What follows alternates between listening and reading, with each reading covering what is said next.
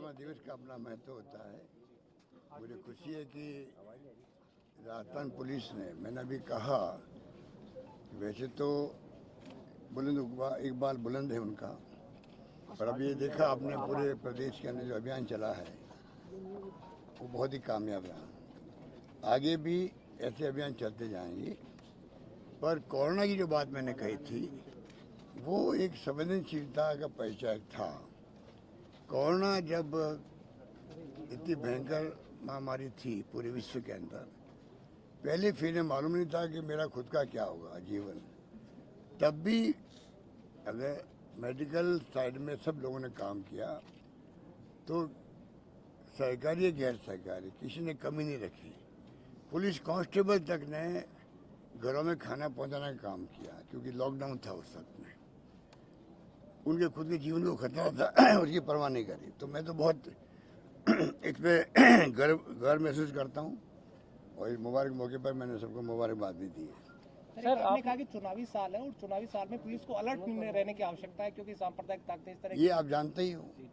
और देश में आज जो माहौल बना हुआ है वो बहुत चिंताजनक है। चिंताजनक है। अगर चिंता प्रदेशवासियों ने देशवासियों ने नहीं की तो भुगतना हम सबको ही पड़ेगा।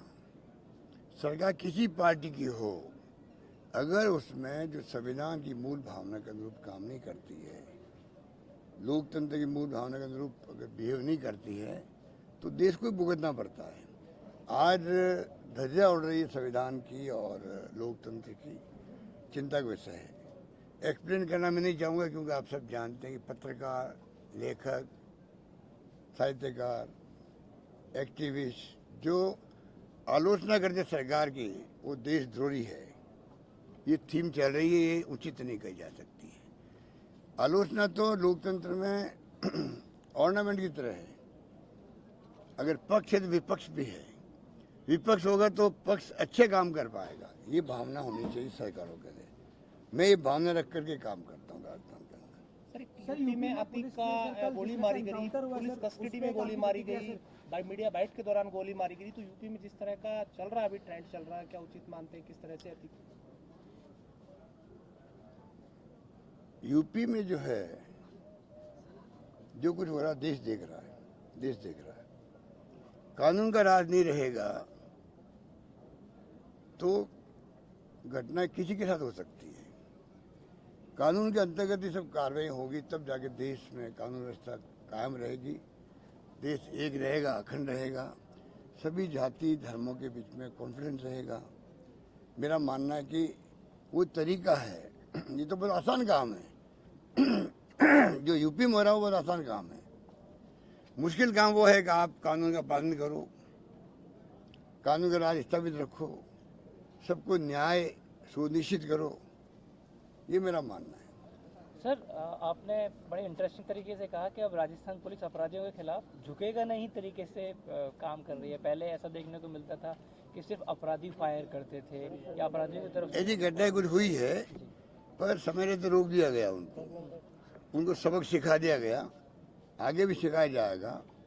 राजस्थान में पुलिस का इकबाल बुलंद है, अच्छा काम कर रहे हैं और जो कुछ भी घटनाएं होती है वो तो हिंदुस्तान भर में क्या दुनिया में होती है।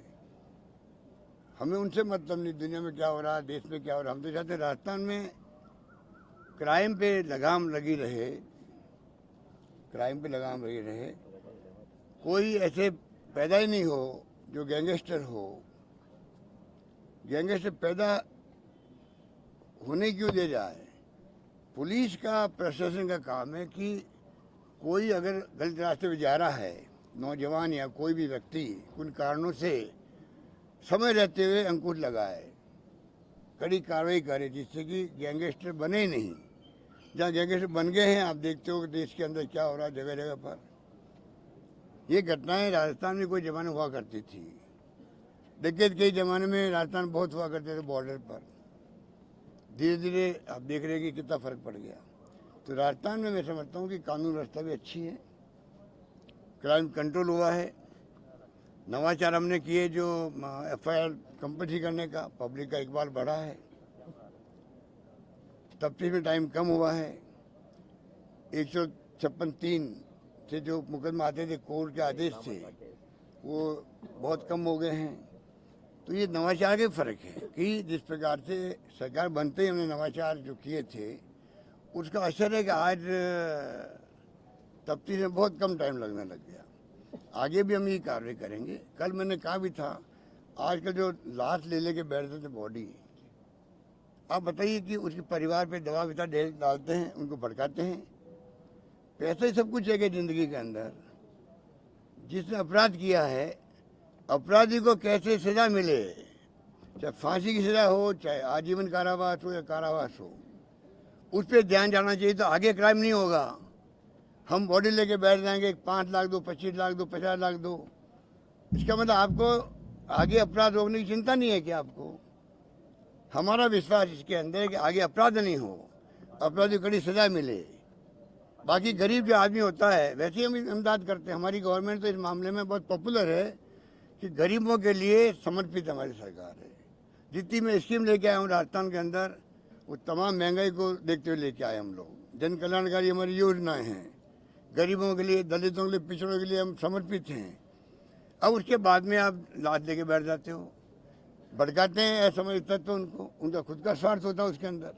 हम बर्दाश्त नहीं करेंगे, मुकदमा दर्ज करेंगे उनके खिलाफ में भी जैसी हरकतें करेंगे। अरविंद केजरीवाल को आज सीबीआई ने पूछताछ के लिए बुलाया है सर। लगातार विपक्ष पे एक और कार्रवाई है, उस पे करें आपके मीडिया ऑन हो जाएंगे, अभी हो गए होंगे सुबह से ही, तो आप देखते रहोगे कैसे वो जाते हैं, क्या बोलते हैं।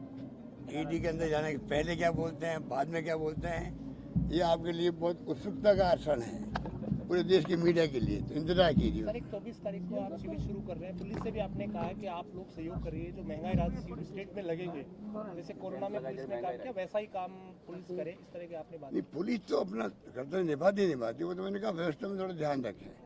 बाकी हर वर्ग आगे आ रहा है उसके अंदर, हर परिवार से टच कर रहे हैं हम लोग। कोई भी छूटे नहीं, जिसका एलिजिबल है। 10 लाभ है, मान लीजिए 10 लाभ में कोई 7 लाभ है, कोई 8 लाभ है, कोई 10 लाभ है, मिलेगा। कई लोगों की जानकारी नहीं होती है, तो ऐसे कैंप के माध्यम से जानकारी मिलेगी उनको पूरा उनका हक मिलेगा, कोई छूट नहीं जाए। और कोई सक्षम हो गया है और छोड़ना चाहे उन लाभ को, वही वेलकम है, जिससे कि वो लाभ की जो राशि बचेगी हम स्कीम को और एक्सपेंड कर देंगे। ये सोच केंद्रीय गृह मंत्री अमित शाह जी भरतपुर के दौरे पर थे, उन्होंने सरकार पर आरोप लगाया और अगले साल भाजपा सरकार आ रही है। अमित शाह जी और क्या कहेंगे, क्या कहेंगे सर आप? वो तो ये कहेंगे ना। 3D सरकार बोला सर उन्होंने कि 3D सरकार है। क्या है? 3D बताया उन्होंने कि 3D सरकार है, काम नहीं हो रहे, ये नहीं हो रहा। अमित शाह जो बोल रहे थे। अमित शाह जी को कहो, आपसे, आप गृह मंत्री हैं, 2-2.5 लाख लोग डूब गए बेचारे। उनका वो कौन सी सोसाइटी है, संजीवनी, उसमें लोग डूब गए, मर गए बेचारे, मर रहे हैं, तरस रहे हैं। आंखों में आंसू आए थे हम जब उनको सुनते हैं तब। अमित शाह जी को एक उनका डेलीगेशन बुला लें गृह मंत्रालय में, उनकी बातें सुन लें। आप उनका गृह मंत्री होने के नाते, और कोऑपरेटिव मिनिस्ट्री वो है, और ये जो विभाग आता है मल्टी स्टेट कोऑपरेटिव, उनके अंडर में आता है। क्या वो देख नहीं रहे कि हम क्या बोल रहे हैं? एक केंद्रीय मंत्री मुलजिम बना हुआ है और वो जमानत के लिए जा रहा है कोर्ट के अंदर। क्यों जा रहा है? सीबीआई केस को ट्रांसफर करो, क्यों जा रहा है? और पहले कह रहा था मैं तो मुलजिम हो ही नहीं। जब मुलजिम आप हो ही नहीं तो आप कोर्ट गए ही क्यों? कोर्ट क्यों गए आप? जमानत लेने के लिए। तो आप सोच सकते हो कि इतना बड़ा जिसने क्राइम किया है, देश विदेश में पैसा चला गया, उसकी जांच नहीं होनी चाहिए? जांच हो रही है, उसको कोऑपरेट करें। अगर उसमें ईमानदारी होती है, मैंने पहले भी कहा आपको, मंत्री बनना बहुत बड़ी बात है। मैं भी केंद्रीय मंत्री रहा हूँ, एमएलए बनना बहुत बड़ी बात है, जनप्रतिनिधि। आप केंद्रीय मंत्री बन गए हो भाई, आपको गर्व होना चाहिए मुझे ज़िंदगी में चांस मिला है तो मैं जनता की सेवा करूँ। आप जनता को जो तकलीफ दे रहे हो, दुखी कर रहे हो, गांव-गांव लोग बैठा बेचारा, अधिकांश लोग तो राजपूत समाज के भी हैं, उनको पूछो तुम्हें शर्म नहीं आती है? तुम जातिवाद की बात करते हो। और वो घर घर में तड़प रहे हैं बेचारे, किसी के 2 लाख, 5 लाख, 10 लाख, 50 लाख, 1-1 करोड़ रुपए डूब गए लोगों के। कोई सोच नहीं सकता है। महिला रो रही है बेचारी, बूढ़ी बूढ़ी महिला रो रही है, और ये बेशर्म आदमी है। इनको शर्म ही नहीं आती। मैं केंद्रीय मंत्री हूँ, मैं बुला के बात करूँ, भाई मेरी गलती बताइए क्या है। वो अपने आप को पाक साफ तो करे, क्या दिक्कत है। एसओजी के पास जाके बात करता कि भाई बताओ मेरा नाम कैसे आ गया, किसने शिकायत करी है, आप बताइए। इतना बड़ा स्कैंडल हो गया और उसके लिए अमित शाह जी ये सब नहीं बोले वहाँ पे भरतपुर के अंदर। अगर गृह मंत्री के रूप में उनकी भूमिका जो है और कोऑपरेटिव मिनिस्टर के रूप में, तो जिस राजस्थान वो आ रहे हैं, जिस इश्यू बना हुआ है, उसमें पहले उनकी ड्यूटी थी सब काम छोड़ के उसके ऊपर बोलते हो। जनता को लगता भाई गृह मंत्री आए हैं, कोऑपरेटिव मिनिस्टर आए हैं, तो हमारी बात की आवाज़ वहाँ तक पहुँच गई है, हमें न्याय मिलेगा। विश्वास तो हो लोगों बेचारों को। कितने दुखी है। मैं 3 बार उनसे मिला हूँ, आप उनसे बात करने में आप खुद भावुक हो जाते हो। तो मैं इसको बहुत गंभीर बात मानता हूँ। और आज मान लो यूपी होता तो गणेश सिंह शेखावत जेल के शिकंजे में बंद होता। तो राजस्थान इसलिए हमारी परंपरा नहीं है, हम चाहते न्याय मिले, न्याय दिखना भी चाहिए। इसलिए एसओजी हो या पुलिस हो, हमारी कार्रवाई स्टेप बाय स्टेप चलती है, वरना कभी इसको अंदर धर देते। ये तो जो मुलजिम पकड़े गए हैं उसे इक्वल मुलजिम है, ये अंदर बंद हो सकते थे। ये सोचना चाहिए। सर ईआरसीपी भी कुछ नहीं बोला अमित शाह ने वहाँ के, क्योंकि 13 जिले प्रभावित हैं ईआरसीपी, आपने उसके लिए अलग बजट भी रखा, लेकिन वो नहीं बोल रहे केंद्र। वो तो यहाँ मीटिंग में आए थे, जो नॉर्थ जोन की मीटिंग थी, तब मैंने उनके सामने मुद्दा उठाया था। और ईआरसीपी इलाके में वो गए हैं। अगर ईआरसीपी की बात ही बोलते समझ में आता है कि कंसर्न फील करे राजस्थान से। उनको कोई कंसर्न नहीं, ना मोदी जी को ना उनको चुनाव जीतना है। चाहे हिंदू मुस्लिम कर दो, चाहे आप लोगों को भड़काओ, कुछ भी करो, ये उनका धंधा है। और आप देख लो उनका मॉडल मोदी जी का और अमित शाह का, चुनी सरकारों को गिराएंगे हॉर्स ट्रेडिंग करके। कर्नाटका, महाराष्ट्र, गोवा, मणिपुर, क्या क्या नहीं हुआ यहाँ पर। और राजस्थान में भी पूरी ट्राई कर ली, वो पैसा बांटा अभी तो पहले वापस नहीं लिया है। पैसा की कमी उनके पास है नहीं। 10 करोड़ किसे कहते हैं? जो हमारे विधायक मेरे साथ मौजूद थे, विधायक जिन्होंने मेरी सरकार बचाई, वो अगर होटल से बाहर जाते सीधा पहली किस्त 10 करोड़ की थी, एक आदमी नहीं गया। इससे बड़ी गर्व की बात क्या होगी। इसलिए आज जो हालात है, अभी चुनाव आते हैं, अभी तो अमित शाह ने आना शुरू किया है। मोदी जी बहाना करे आने का, कभी रोड के नाम पे, सड़क के नाम पे आ गए दौसा के अंदर। कल वो रेलगाड़ी की हरी झंडी बता रहे हैं, उसके नाम पे पूरी पॉलिटिकल भाषण दे दिया उन्होंने 2023-24 चुनाव को देखते हुए। आप देख ही रहे हो क्या भाषण दिया उन्होंने, और मेरी मौजूदगी के अंदर। मित्र बता करके, दोस्त बता करके, क्या अदाएं हैं मुख्य प्रधानमंत्री की। दोस्त भी हूँ मैं उनका, दोस्त भी हूँ, और राजनीति कर रहे मेरे साथ में चुनाव जीतने के लिए। इन लोगों का धंधा जो है चुनाव जीतने के लिए कुछ नहीं है, ना देश है, ना प्रदेश है, ना जनता है। इनके लिए राजस्थान के मौका मिल गया इनको सरकार माने का, वो इसलिए अब देख लीजिए धज्जियां उड़ रही है संविधान की और लोकतंत्र की। चिंता के विषय होने चाहिए सबको, मैं ये कहना चाहता हूँ। कोई अभी तो चुनाव आते आते आप देखेंगे रोड्स हो रहे हैं इनके, करोड़ों अरबों रुपये खर्च कर रहे हैं यहाँ पर। आपको हमको मालूम नहीं पड़ेगा पैसा कैसे साइफन हो रहा नीचे, मालूम नहीं पड़ेगा। अगर जनता फिर भी समझ जाएगी अभी से ही कि हमारी गवर्नमेंट ने 5 साल में जो काम किया है देश में किसी राज्य में नहीं हुआ है, अगर जनता को एहसास हो गया हमारी स्कीमें हावी रही उनके ऊपर, उनके दिमाग के अंदर, तब तो हम चुनाव जीतेंगे, कोई रोक नहीं सकता। चाहे अमित शाह जी आ जाओ, चाहे मोदी जी कैंप कर लो यहाँ पर, अप एंड डाउन करो गुजरात की तरह, तभी सरकार कांग्रेस की बनेगी। ये हालात बन चुके हैं राजस्थान के अंदर। जनता समझ गई अभी इस बार ऐसा काम, चाहे कर्मचारी हो, ओपीएस के मामले हो, 25 लाख का बीमा हो, 100 यूनिट बिजली फ्री करना किसे कहते हैं। 1 करोड़ 4 लाख लोगों के घरों में बिल जीरो आएगा। वो सब मध्यम क्लास के गरीब लोग हैं।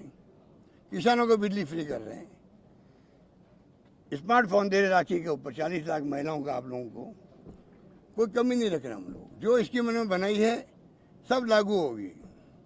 शानदार वित्तीय प्रबंधन हमारा है, इसलिए मोदी जी घबरा करके 3 बार आ चुके हैं, कभी भीलवाड़ा, कभी दौसा, कभी जुड़ रहे, वीडियो कॉन्फ्रेंस जुड़ रहे हैं। इनके लिए सब दिल्ली में कोई काम नहीं इनके पास में। अमित शाह जी घूम रहे 3-4 राज्यों में 4-5 दिन घूम रहे थे, अब यहाँ पर आ गए। इनका काम चुनाव जीतने के लिए कोई काम ही नहीं है, बाकी सरकार चलती रहेगी। इसलिए महंगाई बढ़ती जा रही है, बेरोजगारी तो हद पार कर चुकी है, युवाओं पर आक्रोश भयंकर है, वायलेंस हो रहा है देश के अंदर, उसकी तरफ ध्यान नहीं जा रहा है। इसलिए आप सोच सकते हो कि क्या हो रहा है। सर, राजस्थान के अधिकांश भाषणों में मोदी जी आपकी तारीफ करते हैं और जहां विकास की या कार्यों की बात आती है पक्षपात होता है। हमारे 4 साल में 76,000 करोड़ रुपए केंद्र सरकार ने रोक दिए। 76,000 करोड़ किसे कहते हैं आप सोच सकते हो। अगर वो 76,000 करोड़ में मिलते, वो पैसा किसके काम आता, यहाँ के विकास में लगता। लोग कल्याणकारी योजना हमने बने और अधिक बनाते हम लोग महंगाई के जमाने के अंदर। 76,000 करोड़ रुपये किसे कहते हैं। अब पता नहीं साल की तो रोकेंगे, उस पर ध्यान नहीं लोगों का, गवर्नेंस पे ध्यान नहीं है। हमारा ध्यान गवर्नेंस पर है। चुनाव जीतना तो लोकतंत्र में प्रयास सहयोग करना चाहिए, हम भी करेंगे प्रयास। हम उम्मीद है कि इस बार जनता का आशीर्वाद हमें मिलेगा, क्योंकि सरकार बदलती है तो बहुत नुकसान होता है। और विशेष करके जब बीजेपी आती है, रिफाइनरी बंद कर दिया है, पता नहीं क्या क्या बंद कर दिया उन्होंने, मुझे तो याद ही नहीं रहता है। हमने ERC भी बंद नहीं की, उनकी कोई योजना बंद नहीं करते हम लोग। हमारी उनकी सोच में रात दिन का फर्क है। इसलिए मैं इतना कहना चाहूँगा कि प्रदेशवासियों समझ जाना चाहिए, अभी सही जो कुछ सरकार कर रही है मैं कर रहा हूँ। मैं जिंदगी का एक एक पल बचपन से ही जनहित में बिताता हूँ। मुझे गर्व होता है और मुझे संतोष मिलता है। धन्यवाद, जय हिंद।